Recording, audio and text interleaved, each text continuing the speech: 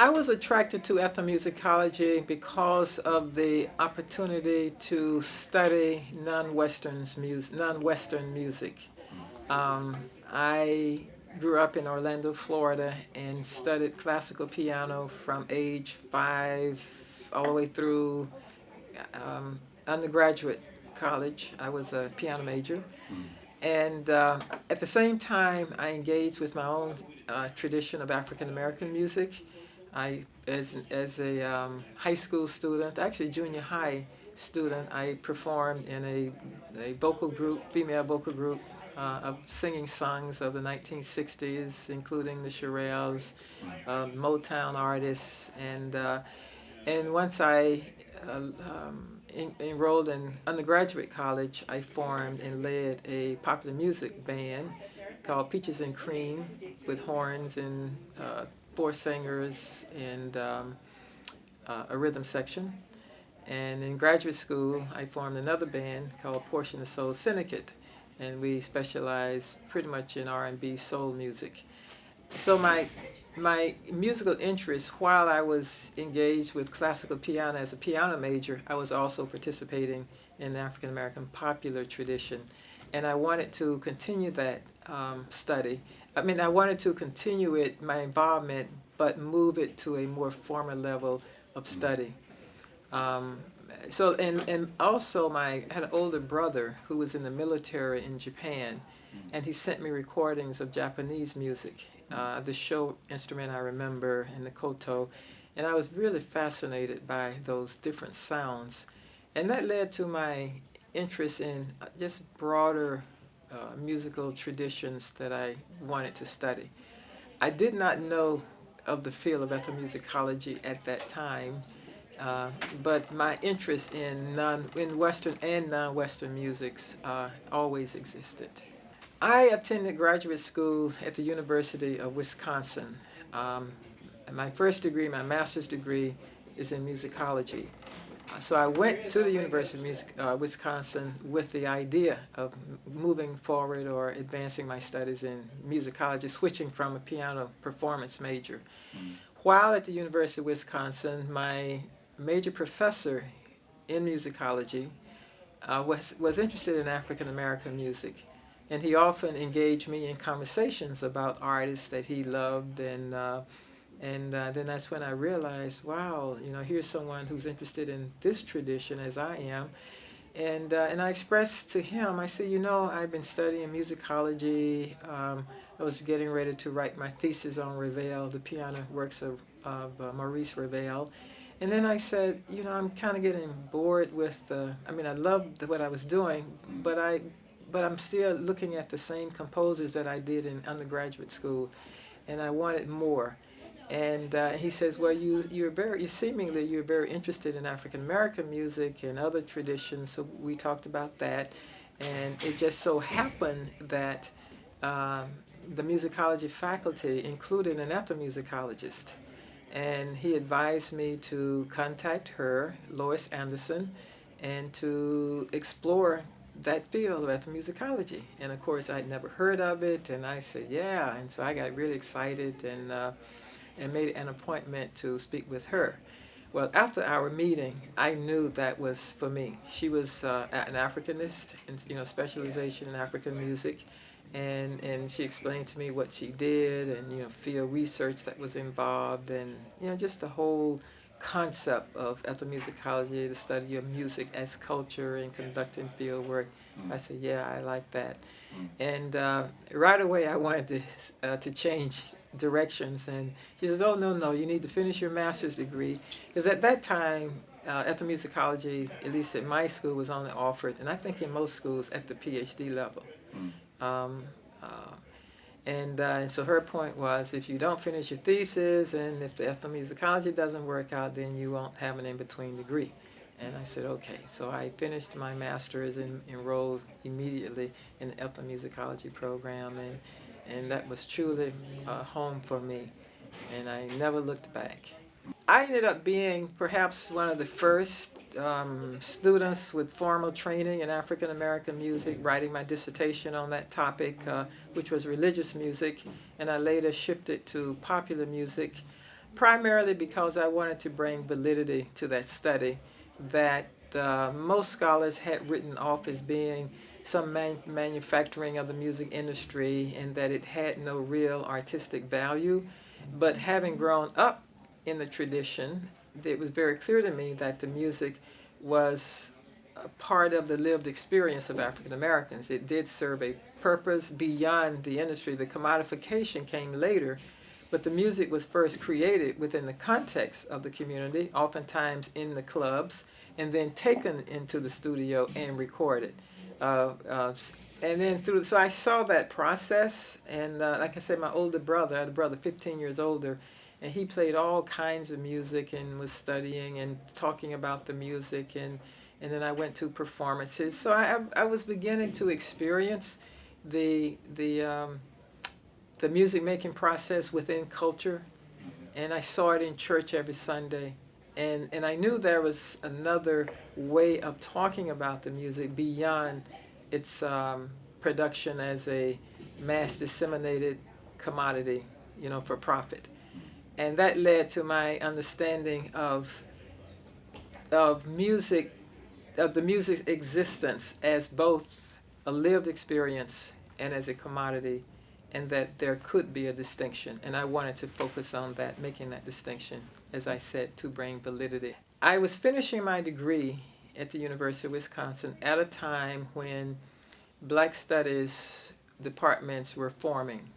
And it so happened at Indiana University, the founder of Black Studies created a curriculum around the arts and the humanities versus what other schools were doing, centering the curriculum around the social and political sciences and humanities. So he decided to he loved music and felt that there was a place in the curriculum for the arts, and that while the funding was available, to develop a curriculum around the most expensive components, and that was, of course, the performing arts.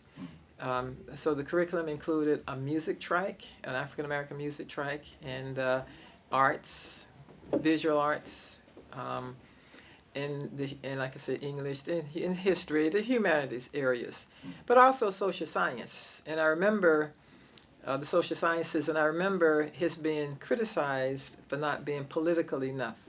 But he was really astute. He had vision that we can always add the political science, which was a part of the curriculum from the beginning. We had courses in that topic. Speakers came to campus and all of that. But the arts became, because they were so visible, it appeared as if that was, and it was a major focus of so because of my background in performance, having led bands of popular music, and I mean large ensembles, well, with horn sections, rhythm section, singers, that was an attraction to Indiana, the chairperson of African American Studies, and actually I was recruited here for the School of Music to participate in expanding courses or sharing the courses being taught in the Jazz Studies program. And upon the understanding of my having this background in popular music, then African American Studies became involved in the negotiations for me to have time within that department. So I came to Indiana University with appointments in African American Studies and School of Music, and then later I moved to ethnomusicology when I think it was the school or the department or someone decided that they wanted all the ethnomusicologists on campus to come under one umbrella, and that was in the Department of Folklore and Ethnomusicology, and that's how I moved there. But the main attraction for me, at least on the part of the university, was my experience and my ability to not only teach the academic courses and a course, but to also teach performance. And that was the direction that I did. I actually straddled the fence. All along I did both, which I really enjoyed. I enjoyed conducting research, making my research available, through my writings, but also making my research accessible to the larger community. And my research topics began with Black religious music.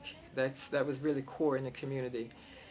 And then I shifted to popular music for the reason of wanting to bring more validity to that tradition. And at that time, we hired another ethnomusicologist, my colleague Melanie Burnham, who was specializing in black religious music. So I said, I can move on. I don't have to double what she's doing. And I wanted to explore that other area as well.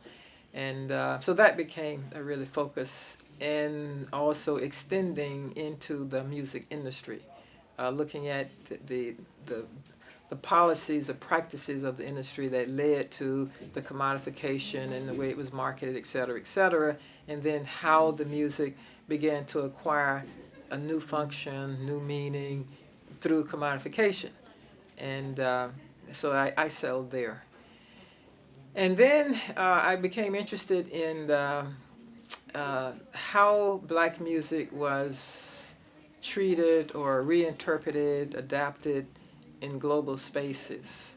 And that led to my research in the Netherlands, looking at black gospel music in particular in Dutch culture.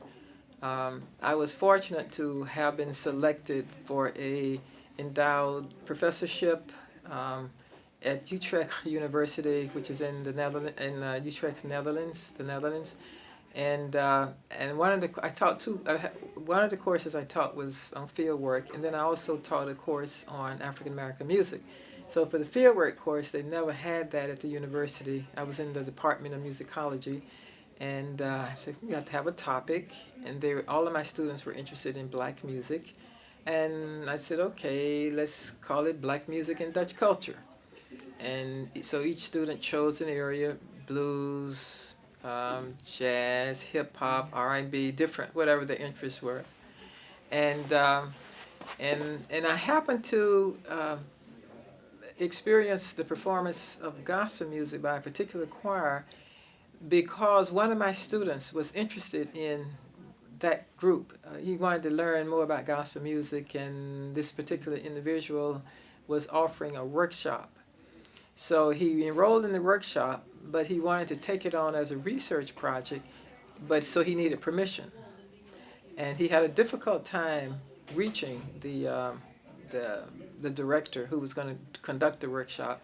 So I said, well, let's just take a train and go down. It was in Amsterdam. She had a choir there. And I said, well, it wasn't not Amsterdam, sorry, Rotterdam. It wasn't very far from where we lived. And so we went to one of the rehearsals, and I was absolutely blown away. The way she conducted the choir and the way they sound, very, very true to tradition. And I became fascinated. How was she able to do that? Most of them speak English. The choir was largely non-Christian. They were, a lot in Dutch culture. There's not a lot of church-going folk, and I became interested in that. And so I took that on as a research project, looking at the whole process. And it was a very interesting discovery because she had spent 13 years in a black church. That's how she learned the tradition, because everything she did was within the tradition. So that became my other research topic, and in fact, I'm writing up the study now. And I was over a 13-year period, because I didn't want to do it quickly. I didn't want to do it while I was there, and things change over time. And I'm glad I followed it over time. I was able to see differences. Actually, there have been several. Because I started at a time when there weren't many. There wasn't much research in black music. I have had a lot of opportunities. I would say one of the highlights was with my colleague, Dr. Ruth Stone, who we collaborated in establishing the College of Music. The ethnomusicology program in the College of Music in Zimbabwe between 1988 and 1992. We made several trips there, and that was a highlight. We gave lectures, and we set up the structure for the program and instituted it. That was one highlight. Another highlight was my serving as music supervisor for the PBS documentary Eyes on the Prize, the black music history documentary, several parts. And that became so interested in music and film. And so I had that opportunity to serve as music supervisor and researcher for the music for the series. Another highlight was my being asked to organize a symposium on Black popular music at the Smithsonian Institution Museum of American History and program in Black American culture within the Museum of American History. That was a great highlight. That was the first such program at the Smithsonian in the Museum of American History. And it attracted, I mean, it was packed. It was a 3-day symposium, Friday night, Saturday, Sunday, with performances, and it attracted people from all over the world and journalists. And I ended up being on the cover of the arts section of the New York Times in discussion about the program. My teaching at the university was another highlight in the Netherlands. And I think the current one is my having served and still serving as lead senior scholar for the opening exhibit of a brand new museum in Nashville, the National Museum of African American Music, that will open sometime September 2020. A huge museum. It's a 56,000 square feet museum located downtown Nashville. And another one, probably major, was the fact that I was selected to deliver the Charles Seeger Lecture for the Society of Ethnomusicology in 2012. I think ethnomusicology is important today because it can foster cross-cultural understandings.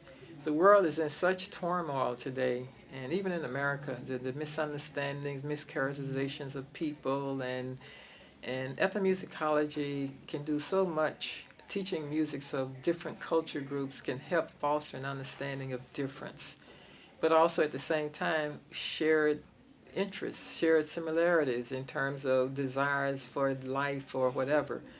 I just think it's a way of hearing the voices of the other and helping to resolve misunderstandings that are so prevalent today just because of people saying anything about anybody that's non-factual, non-true. So that's why I really feel it's very relevant today, and I think it's just so necessary. I remember when I was teaching here, I had a lot of students in international business taking my courses, because through music you can learn a lot about people's values and how they think and what's important, how they function, and the meaning of certain behaviors, etc., which they needed to know.